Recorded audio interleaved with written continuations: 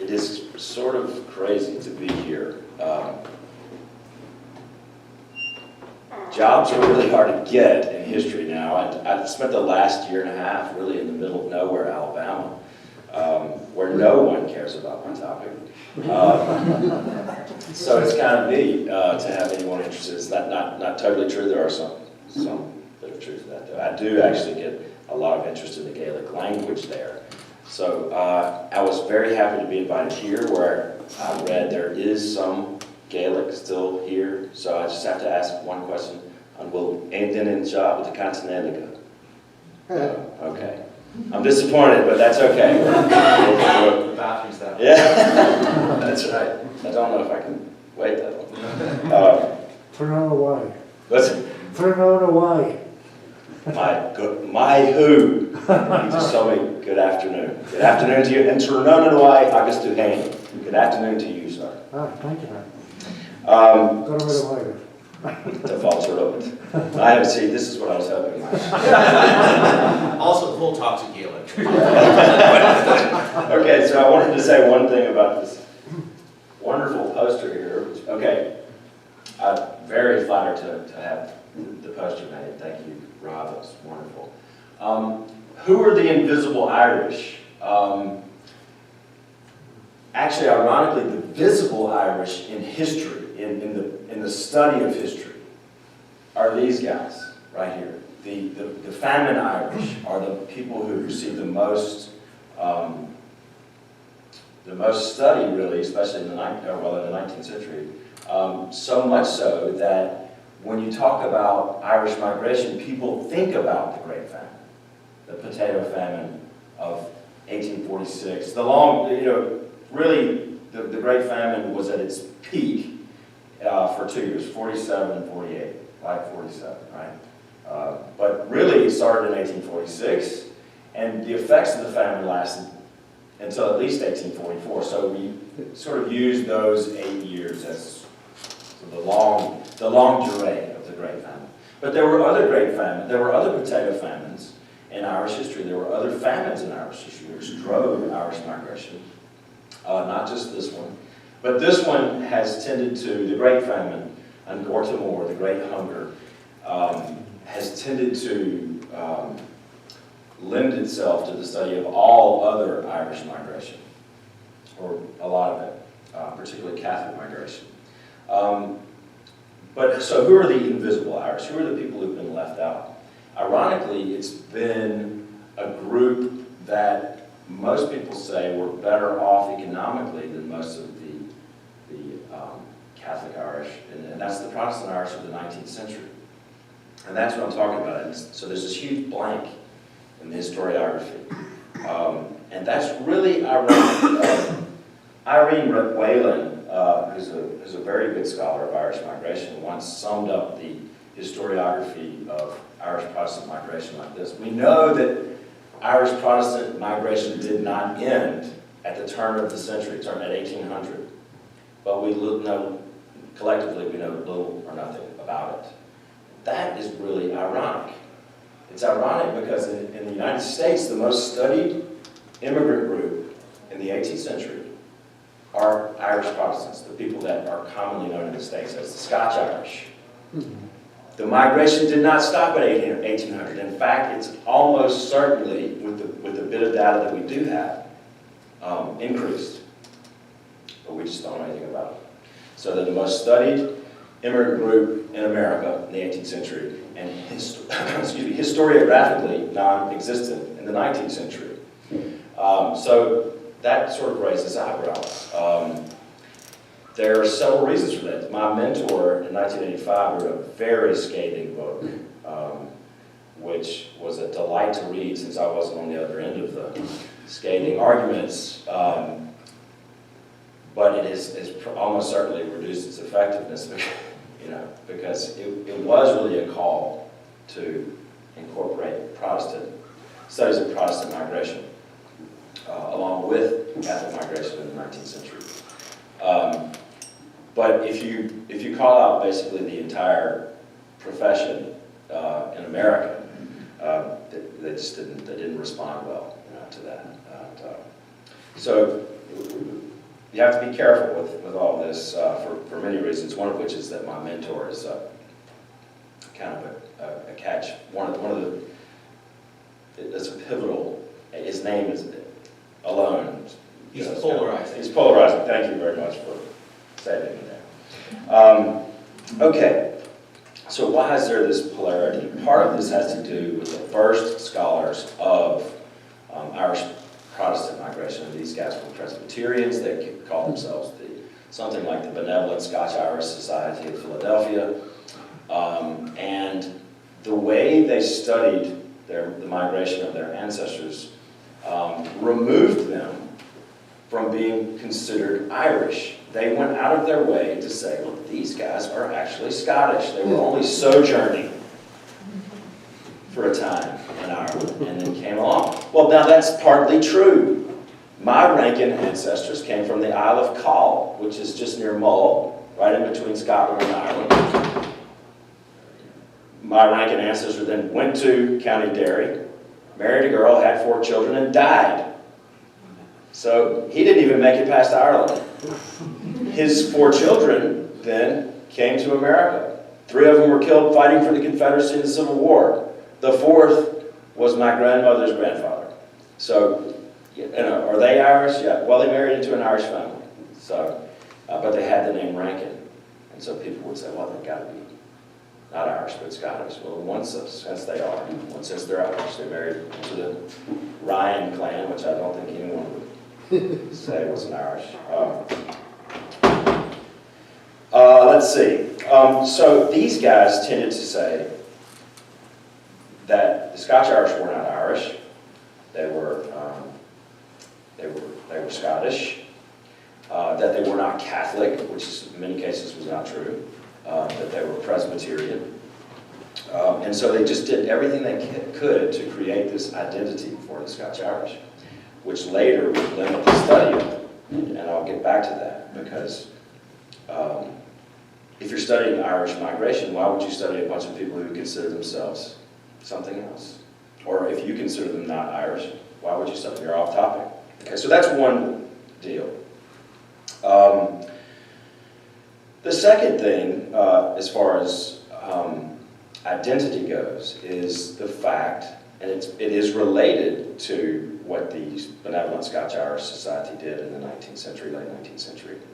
And it's that traditionalist historians of Irish America, who were mostly Catholic and mostly descendants of 19th century Catholic immigrants, say things like this. Yeah, there was, for a very long time, and Mr. Corcoran can tell you this probably from first-hand experience, it was not cool to be Irish in America. It was a very uncool thing to be Irish. And yet people like my grandmother and probably people like your mother would fight anybody if they said anything about the Irish, but it wasn't cool. But now, for whatever reason, I'm really not sure exactly why, it's become kind of cool to be Irish. It gives us sort of an identity. It's sort of like, yeah, cooler than you. And so a lot of traditionalist historians, and I literally heard this out of the mouth of a guy who I won't name, but he teaches at the University of Wisconsin, Milwaukee. He said, they're not really. These Protestant polls that have come out recently, these huge opinion polls that have come out recently with 100,000 participants, which is rare these days. Usually you poll sometimes 1,000 and then use this formula to extrapolate. Anyway, they asked 100,000 people about their ethnicity, and it became, and then plugged it into this multiplier formula, and it became very clear that actually the majority of Americans who claim Irish ethnicity do not live in Boston, do not live in New York. They live in the American South, and they're not Catholic. They're Protestant. So how in the world does that happen? Well, this professor from Wisconsin says, well, it's because it's cool to be Irish now. At one point it was cool not to be Irish, and their scholars went out of the way to say that they weren't Irish, and now it's cool to be Irish, and that's what they did. And I'm not saying that there's not part of that. I mean, coolness is a big draw. But that presupposes something, and I think as scholars, we need to be reminded of this. That presupposes that scholars in Philadelphia in the late 19th century actually knew anything about the common opinion about Irishness in the South at the time. They didn't. You know, they developed their own theory, and that's what it was. I can tell you, if they had asked my grandmother, they'd have got a different opinion. There's also that. There's also the problem of politics in Ireland today. As many of you will know, there are a lot of Protestants in Ireland today who, for political reasons, refuse the identity of Irishness. They've been in Ireland, maybe their descendants may have been there for many, many years, hundreds of years, but for political reasons, adopt a British identity because they're Unionists. And you have the polar opposite of that, which is hardcore nationalists who have no room for that, have no time for that. Now, I mean, you can understand that. But still, what that's doing is separated by religion who is and is not Irish, which is a problem if you're a historian of migration, a scholar, if you're a scholar. So if you're an American historian and studying American immigration, as in migration, how do you define an Irish immigrant in the 19th century? Well, I do it as easily as possible. If you were born in Ireland and you migrated to America, in my opinion, you are an Irish immigrant, regardless of your political views, of your religious views. And that can be problematic as well because Ireland has a very tumultuous, let's say, view about its own identity. You could go to different parts of Ireland and they will disagree with you about what an Irish person is, particularly in the north, actually. Irish Catholics in the north will have a very, very different view about what's an Irishman. And they have, in fact, a slight insecurity about that. Sean O'Casey, some of you will know, the great Dublin playwright with the excellent Gaelic name, but he's from Dublin. He complained that he didn't even fit into the stereotype of your typical Irishman. His own identity didn't match with sort of the Connemara, the celebration of the Connemara Irishman, the true Gael of the West, the Fear Gael, right? Which means true Gael.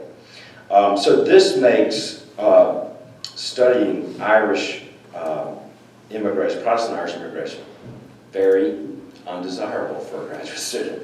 There's a lot of things that are in your way, and there's even more.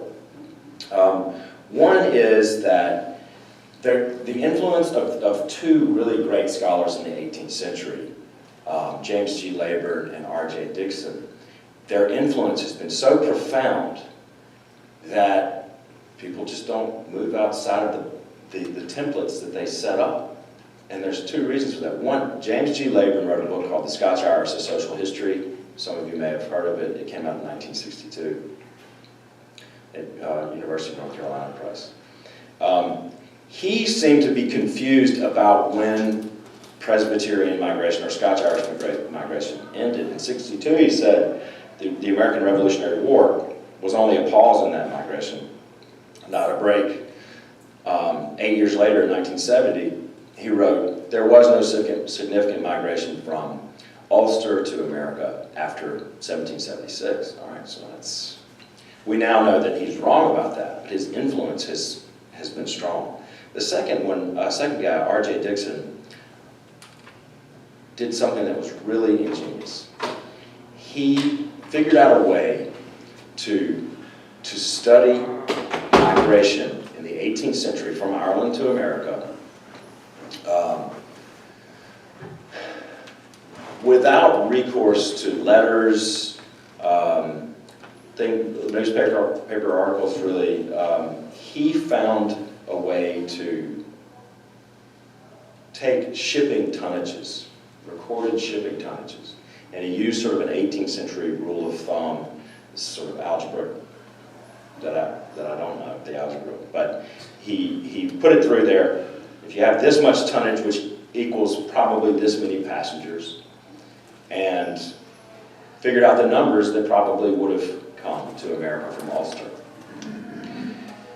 And that gives us, for the first time, some real empirical evidence about Irish migration. And I'll talk about the difficulties of empirical evidence in a minute for the 19th century. But for the years from 1718 to 1776, the years of R.J. Dixon's study, you have good data to work from.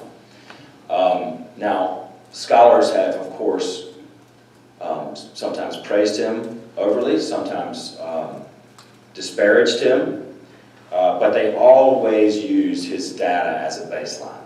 And that data goes from 1718 to 1776. Well, stepping into this phrase, a guy named Maldwin Jones, who promised that he was going to use the same method that Dixon used for the period from 1783, when the Revolutionary War was actually completely over, when the treaty was signed, through the 19th century. Well, he found that the migration from Ireland became so increasingly complex that he could not use the same formula. So it becomes very difficult. He actually managed to go from 1783 to 1810, but it was a different beast after 1776. Migration itself was a different beast after 1776. So my point is, you have to step away from this model that Dixon created if you want to study migration after the war. And that's a problem for a lot of people, because how do you do it? What sources of data do you have? And it turns out you don't have much. If, for instance, the Americans had lost the Revolutionary War, we'd have some great data. The Canadian data on migration and religion are better than anywhere else in the English-speaking world. So from about 1830 on, you can say about the Irish population, for instance, this is where the Catholics lived. This is where the Protestants lived. How do they compare to each other? Is one group richer or poorer than the other one? Does there seem to be systematic oppression of one group or the other?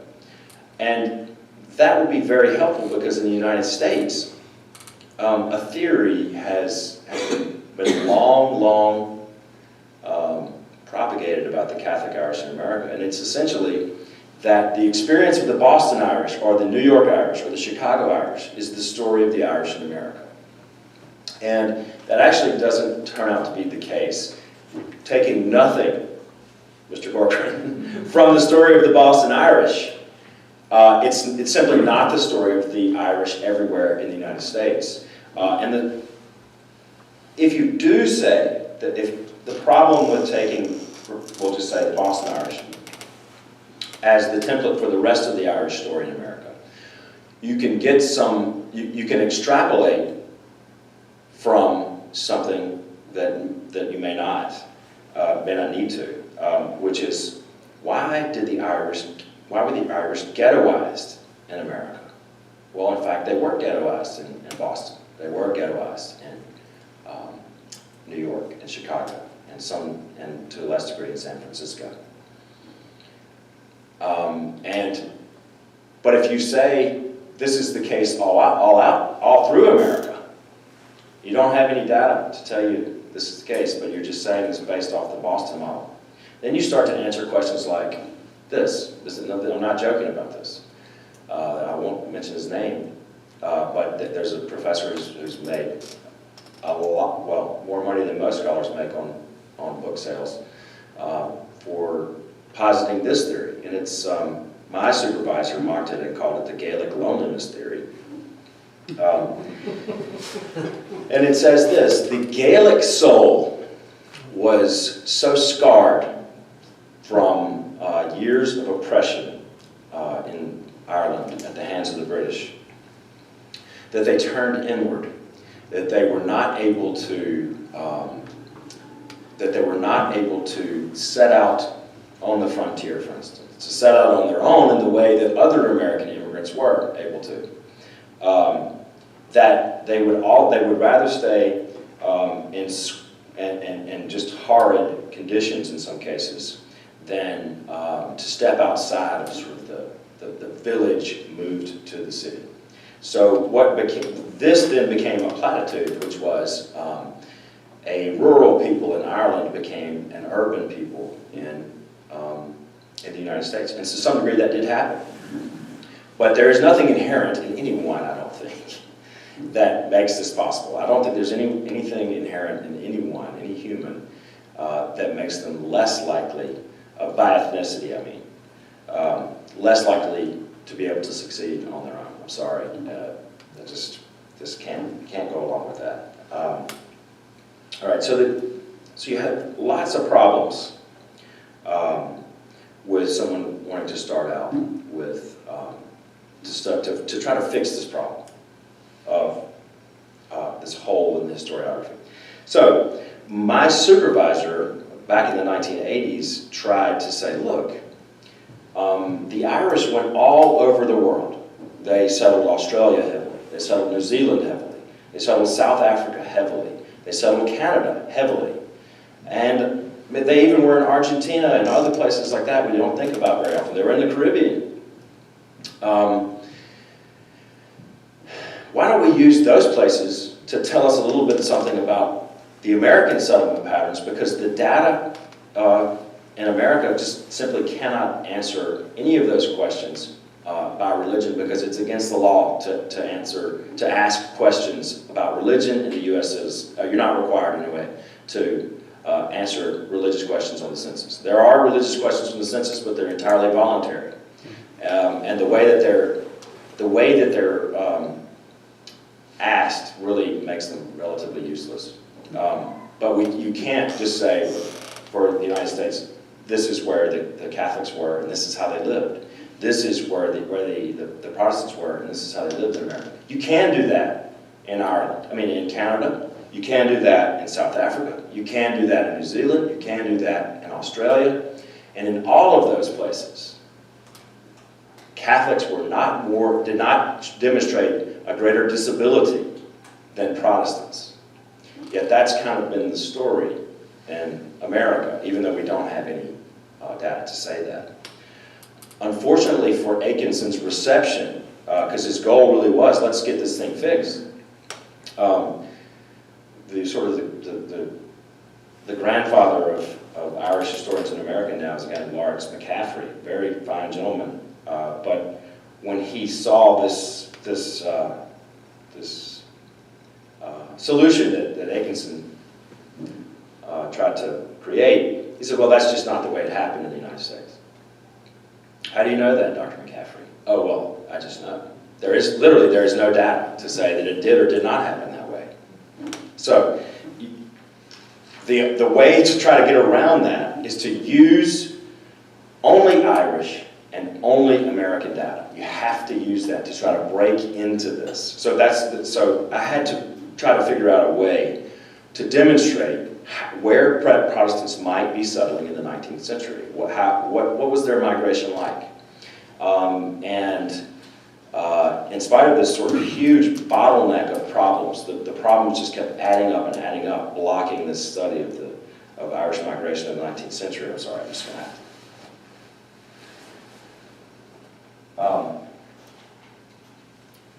What I decided was to sort of shift the field of battle. If you read military history, it's a very interesting thing to read, you'll know that most commanders, when they're faced with a difficult on-the-field problem, their first question that they ask themselves usually is, how can I shift my position so that the problems that now are facing me are no longer problems and possibly are solutions? So this is what I did. I just looked at this complicated morass of things telling me we're just not going to be able to do this. How can I shift? What can I use to make this doable? Is there any solution whatsoever? So during my 6 months, I was a visiting researcher at the Institute of Irish Studies at Queen's University in Belfast. And during my 6 months of research there, I started seeing these records of Presbyterian clerics who migrated.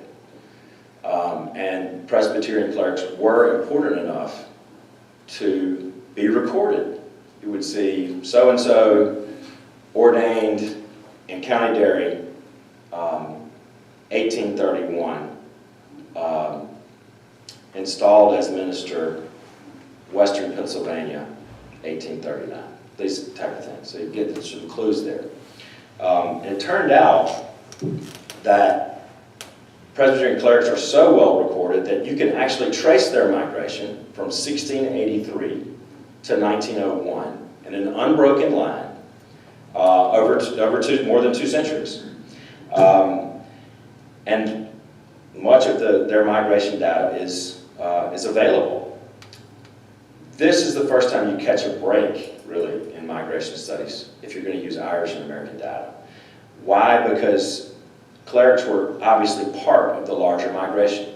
So if you can trace their migration over the course of the 19th century, you're also getting a piece, at least, of the larger migration.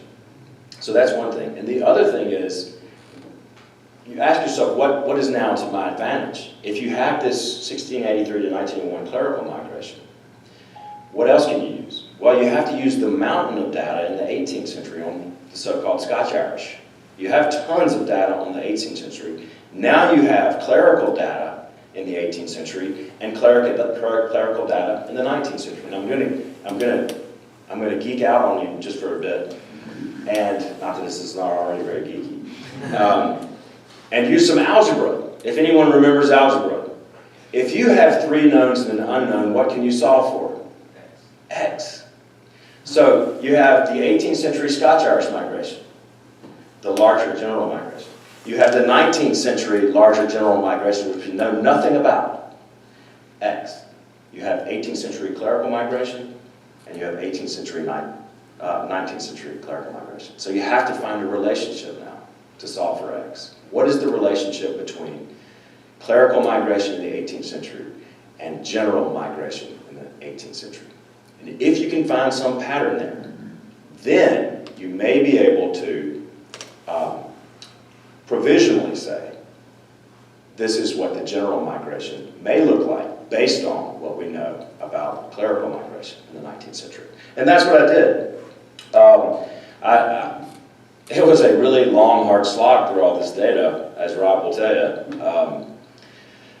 Our weekend cookouts quickly became very boring to Rob because I was just listing all this data to him.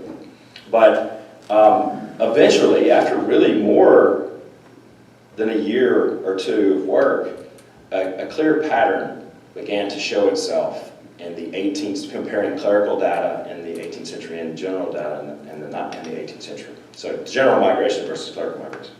And it's this: there was a one-to-one relationship between out-migration patterns of clerical migrants in the 18th century and what we already know about out-migration patterns amongst Protestants in the 18th century.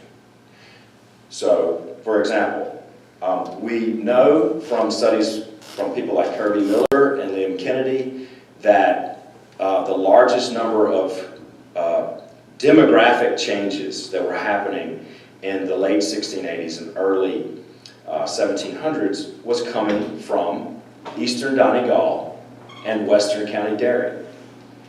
That's exactly, and this was amongst Protestants, that's exactly where you're finding the migration of clerics at the same time. We also know that in the 1770s there's a sharp market break in out-migration patterns amongst Irish Protestants. The Marquess of Donegal began to toss Presbyterian tenants off of his huge estates in Antrim and Down, counties Antrim and Down. And so the general migration pattern shifted sharply from northwestern sort of Ulster to eastern Ulster. And you see in the exact same years a shift in clerical out-migration patterns from eastern Donegal and western Derry to the exact same places, Antrim and Down. So that's just one example. But all the way through, from 1683 to 1810, which is where that's the long 18th century for me, you find that on out-migration. The same thing is true with settlement patterns, which was the first time I mapped settlement patterns of ministers. in the 1680s, people settled in Maryland, people settled in Delaware, people settled in Virginia, people settled in Pennsylvania. That's a pretty big area, unless you actually map where they settled. They almost all settled on what's called the Delmarva Peninsula, which is the little peninsula that Delaware is on. I'm getting blank stares. All right, it's a distinctive feature of the United States. They almost all settled, and New Jersey too. They almost all settled right in there. And that's amazing. And over time, you'll see that this is sort of the cradle of Protestant migration, because Philadelphia is just upstream. And Philadelphia really becomes the heart, and Pennsylvania really becomes the heart of Irish Protestant migration in the 19th century. The other thing that I saw a one-to-one relationship between clerical and general migration of Protestants in the 18th century was in peaks in migration. So it's long been established that there are certain years in which Scotch-Irish migration peaked. And so I just mapped the clerical migration to see how it matched up, and they matched up just like a mirror. It was incredible. So then I knew how maybe I would tackle this. You take what you know and predict what you don't know based on what you know. So this is what I did. And so the last chapter of the book is called Reading the Tea Leaves. And I'll just read to you what the conclusions were. So again, if you accept that right now there are no data sets that can just tell us what Protestant migration looked like in the 19th century. The information is not available if you limit yourself to Irish data and American data. So based on this relationship from 1683 to 1810, where you have a one-to-one relationship in out-migration patterns, in-migration patterns, and peak years of migration, then you can engage in what I sort of grandly call a thought experiment. If there were comprehensive and trustworthy data on the general migration of Irish Presbyterians into the United States in the period between 1811 and 1901, they would demonstrate a pattern of migration which we can predict based both on our knowledge of clerical migration from 1683 to 1901 and of the direct relationship between clerical and general migration from 1683 to 1810. Thus, each segment of this predicted pattern is framed as a testable hypothesis. And it's this: should there ever be a verifiable whole community database on Irish Presbyterian migration to the United States in the 19th century, it would either prove or disprove each of the following. First, in the period from 1811 to 1845, there was an increase in general Presbyterian migration from Ireland to America, with peak years of migration in or near 1818, 1820, and 1832. Second, the period from 1811 to 1845 produced more migrants than the period from 1770 to 1810, which is often thought to have been the peak of Presbyterian migration. Third, and this is really the most shocking point to most people. Third, the Great Irish Famine of 1846 to 1854 saw the most intense immigration of Irish Presbyterians in the entire history of the phenomenon of Irish Presbyterian migration, and that these years were, in fact, the climax of Irish Presbyterian migration to the 13 colonies or to the U.S. So that's going to shock a lot of people. They simply do not stand out. The Presbyterians during the time simply do not stand out because the great waves during that time of migration were largely Catholic. But the numbers, the total numbers of Protestants who came during that time were actually much bigger than they had been in the past. Fourth, while migration to the U.S. most likely decreased in the years following the famine, levels of migration remained relatively high and were probably higher on average in the last half of the 19th century than they were over the course of the 18th century, which is also shocking to migration scholars. Would be, if they believe it. Fifth, the 1870s and 80s were likely to have seen significant Presbyterian migration to the U.S., and the years around 1873 and 1888 saw large increases in general Presbyterian migration. Six, there were 6 peaks in the 19th century Irish Presbyterian migration to the U.S., and they were in or near the years 1818, 1820, 1832, one large peak in 1846 to 54, 1873, and 1888. Seventh, 19th century Irish Presbyterian migration was overwhelmingly from Ulster, but not exclusively so. Within that Ulster migration, counties Antrim and Down and Derry generated the most immigration in that order. Regionally, Antrim and Down in the east produced the most immigrants, followed by the original Donegal, Derry, Tyrone region.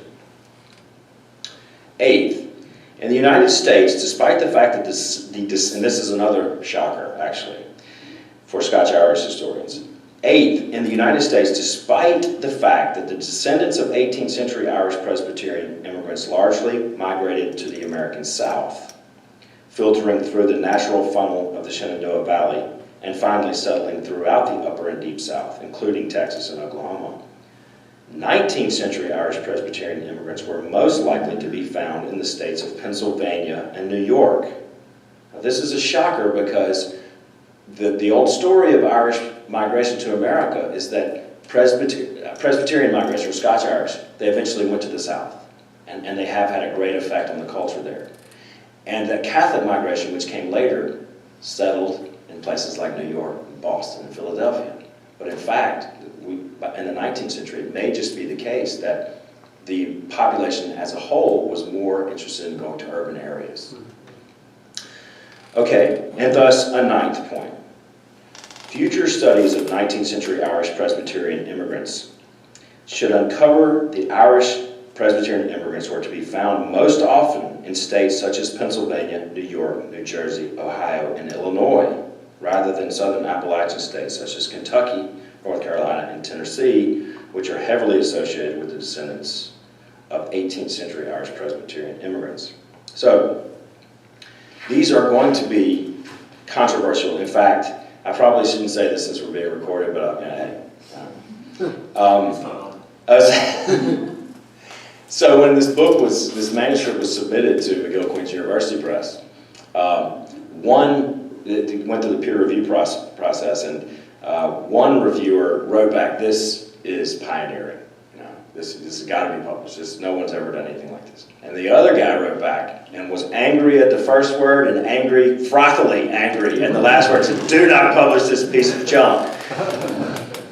And it's based on the fact, his anger was based on the fact that, of course, I'm sort of mucking with Irish identity, which is always a dangerous thing to do, right? We hold this very dear. And if you know Irish people, or you are Irish yourself, this is something that's very dear to us. So don't muck around with that. And I'm doing that throughout the book. But the second thing is, this is not the typical way that history works. Usually history says, look, I'm going to find this database. If I find this database, I'm going to record what I find here in this database. Or I'm going to write down this, I'm going to find what I wrote, or what were written on all these letters in the 19th century. And we'll draw conclusions from that. So it's not common in history to use the type of method that I use. But I would like to make the argument that that is largely the method of science. To take what you know about things that you already know about and predict what might be the case for things that you don't know about. For instance, when people started studying the moons of Saturn, the first thing they did wasn't, we've got to record everything we know about the moons of Saturn. It wasn't that at all. It was, what do we know about our moon? And based on that, what can we predict about the moons of Saturn? And so they have a blueprint. So this is what I'm saying here. This is a blueprint. Instead of just searching for needles in the haystack for 19th century Irish migration, look in New York, look in Pennsylvania, look in Philadelphia, look in Ohio, look in New Jersey. This is, I think, where you'll find 19th century Irish Protestant immigrants mostly So start looking there. This gives you a blueprint, whether instead of just saying, okay, go out and do your best. You know? So thank you for your time. I hope I didn't bore you to death, and maybe we'll see you at the pub.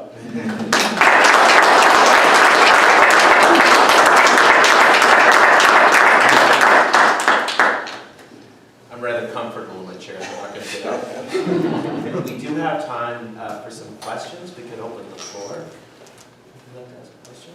Okay, so I'm a 8th generation Scottish immigrant, and I was shocked to find out on St. Patrick's Day that I'm 1/32 Irish. All right. So that's why I'm here. I'm trying to discover identity that has been hidden, obscured by history. So I mean, that my cousins and I are going to Ancestry.com and all this, and they're finding out that actually they don't separate Scotland anyway from Great Britain, but from non-Irish Great Britain. But they're actually finding out that we have a lot of Irish in our blood. And so I'm wondering to what degree either the DNA studies, which eventually you're going to be able to mass mine down to towns and regions, to what degree that can inform this kind of conversation. Yeah. And then the harder one, to what degree can you trust someone like me who says he's 8th generation Scottish immigrant, you know, I've got all this mythology, Scottish mythology, which we're not entirely sure is actually true because, you know, we fled Scotland and lied about our name and stole land, so, and went to jail. So to what degree can the myths that we tell each other about our identity actually tell us anything about the past when it comes to religion or culture? Well, that's interesting that you asked that second part, because you are a Tolkien Lewis scholar, correct? And they, in fact, had this theory of myth, that all myths contain truth, right? I'm not sure that your family myths hold that same truth. I'm still hanging on. Yeah. Well, as professional historians, we have to use the best data that's available to us, this is the real reason, in spite of sort of the sectarian hatreds between Protestants and Catholics in particularly Northern Ireland. And sometimes those came to America. There was a huge riot in 1844 in Philadelphia between Irish Protestants and Irish Catholics, and they all seem to have been from South County down and North County Louth. And the reason that we think that is because they were all involved in the linen manufacturing industry, and that's where the linen manufacturing industry really was at the time in Ireland. And one thing that does tell us about both Catholics and Protestants in Philadelphia at the same time is that they lived in the same neighborhood. They lived in the West Kensington district of Philadelphia, which was not the greatest neighborhood, but it wasn't like the Bowery or anything, although they were burning each other's houses and killing each other. But we also know things about Irish and Protestant relationships in America from what happened in the United States South. So when the Civil War happened, when the Civil War started, you have all these regiments created. And people from the Presbyterian Church and the Catholic Church came together and created their own Irish regiments. So there was still some remembrance, at least in 1860, that they had this common ancestry and would do that sort of thing. So there's a really great example of this Catholic priest from Savannah, Georgia, who created a regimental flag for them, and it said Aaron Gabra.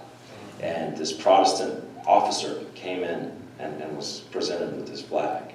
So you have all these different interactions. It's not just the old story, it's not just the old mythology, but there is obviously some truth to family mythology. They just have to kind of be checked out.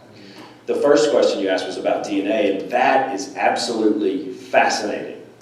One thing that I've found out about the DNA stuff, and of course, as more data come in, you have to scrap what you thought you knew about the DNA before. But right now, there's this something called a haplotype or haplogroup that you can mark by DNA. And it was so common in Ireland that they began to call it the Neil of the Nine Hostages DNA group, sort of like the Genghis Khan of, he's the progenitor of the O'Neill clan, O'Neill and MacNeill clans in Scotland.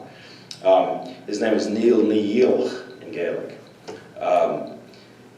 But what's really surprising to people is that the people of the Scottish lowlands, not the Scottish highlands, have that same haplotype. So that sort of screws up everybody's imagery of maybe, if anybody in Scotland is most like the Irish genetically, you might think it was the Highlands. But the Vikings really came in and screwed all that up, you know. They have Norse DNA, more Norse DNA than most Irish people. Now their culture is Gaelic, which came obviously from Ireland. So culturally they still have an Irishness that other Scots don't have. But the DNA says that the lowlanders, the bastards, as we would say, right? They have the DNA that matches most closely with Ireland. So this would really screw up a lot of people's careers, you know. I'm sorry for running in, Rankin, because I have to apologize for leaving. I'm reminded that when they did the DNA sampling in, I think it was Iceland, they discovered a high amount of Irish in the DNA. Interesting. Interesting. My question was whether or not your study encompasses the Anglo-Irish at all. Well, no, and I did talk about this in the book, but I just didn't really want to go into that, I guess, for a little portion. Distilling it all into a talk is sometimes, you know, I have to snip a few things. I wanted to know about Protestants together, but because I had to use the data that was available to me to try to talk about the 19th century, I had to limit myself to Presbyterians because the Scotch-Irish were mostly Presbyterian. Yeah. And then I had given the nature of the clue you were following. Right. So I focused with Presbyterians, but there's plenty of work to be done on Anglicans, the Anglo-Irish, the Church of Ireland members, but also there was a lot of Methodist migration in the 19th century, Irish Methodist migration. And in fact, there was also Irish Quaker migration, both in the 18th and 19th century. So there's a lot left to do. I'm the only person in the field, really. So, I mean, there's a lot left to do, and that's great. I'll be working for a long time, hopefully. Thank you very Thanks. much for your talk. Thanks, Peter. My apologies again. Ted, Peter Hortansky. Sorry. Additional questions? I'm just curious in terms of the logistics of doing these studies. I'm sorry, I just didn't hear the I'm first. curious in terms of the logistics of these studies. I mean, you're focusing on whether Protestant or Catholic Irish, and in that period, the antebellum period, you've got a fair, significant portion of the overall migration being Irish, either Catholic or Protestant. But when you get into that 1870 up to the First World War, the numbers of people's coming triples, and they're coming from all, they're Southern Europe, Eastern Europe, Russia, all kinds of things are different. How does that impact how you capture the Irish component in a world where the wave of migration is so dramatically greater? Yeah, so for me, I still followed the ministers who were all Irish. And so for my study, that helped keep it clean and nice there. For others, it can be a problem because the Irish become so American, Yes, right? We were hated for so long. In fact, the Irish Presbyterians at first were called the very scum of mankind in 1717. What's that? For a reason, I'm sorry. Yeah, they were hated, called Scotch-Irish dogs, that they spoke bad Irish and worse English. Things like that, which tells you there were still some Highland cultural things hanging on during the early Scotch-Irish migration. They were speaking bad Irish, they were speaking Scots Gaelic probably, or a mix. The Catholic Church has been really good about some things, and one of those things is baptismal records. And so when you get into this 19th century migration of late 19th century, all these Middle European, Eastern European immigrants coming in, as well as people from everywhere else, the Catholic Church in maybe New York or Boston gives you a capsule of the immigrant community. Because back in those days, you may know this, and I think this is maybe the case here.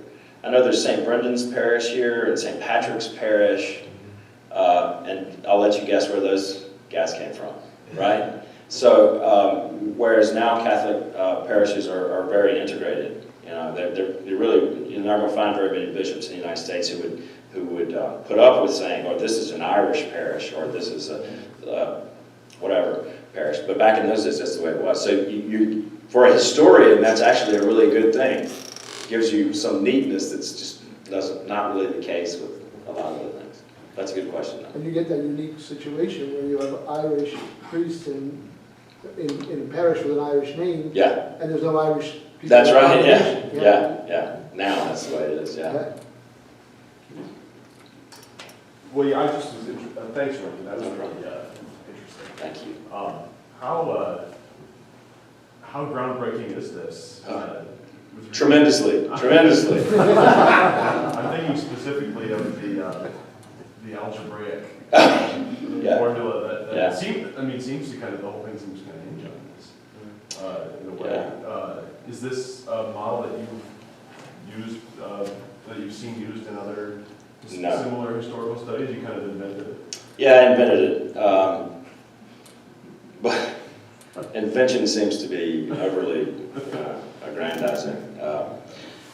I just simply felt from the very beginning, I had an intuition that there was going to be some relationship there. So Rob will tell you, I sweated this thing out for 2 years, not knowing what the relationship was going to be. Because if I couldn't find a relationship, what my PhD thesis was going to be on was clerical migration from 1683 to 1901.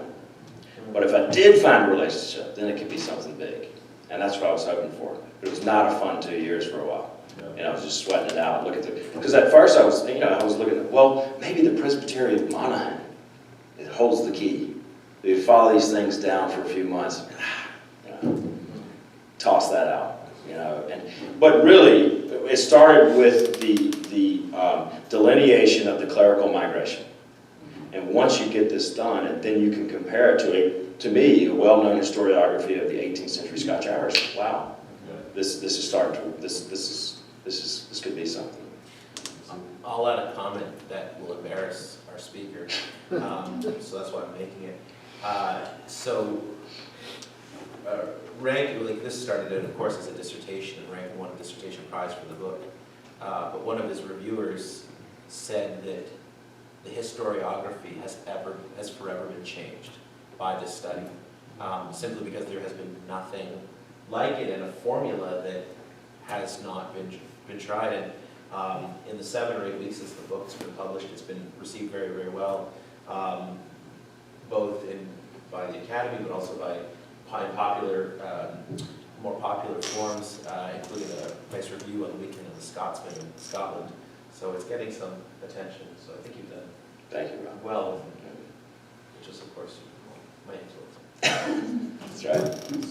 Sorry, does the Scottish parallel then work out? So have you gone as far as, so you figured out your 4 pieces and put them together and found the parallels. You had first premised that it could be that we could watch Scotch migration patterns and then make some deductions about them into a market. Does it turns out if you were to do that job, would it match the picture you told? It'll take another 2 years to figure that out. Yeah, I don't know about that. Yeah. Just get back to me. Yeah. That's okay. Rick, I'm going to ask you a question. So we have a number of students in our gathering here today who, of course, with us have studied the Irish Catholics in New York City. So I wonder if you maybe want to say anything generally about that, but more specifically, you're talking a lot about data sets. So, hypothetically, if we were trying to figure out what Irish Catholic migration patterns to New York City look like, would it be based on the baptismal records, or is there census data? Yeah, there's actually, well, there's a lot of data on the Irish in New York. The story of the Irish in New York is so good and so compelling and so absolutely unbelievable that I had to try to steer clear of it, actually, because you can be overly influenced by it. I was just talking about the deal with the famine. It's also just a story of triumph and hardship, great drama. But the first place I would start would be Kirby Miller, Immigrants and Exiles, for the Irish in New York, and then William V. Shannon and lots of other guys.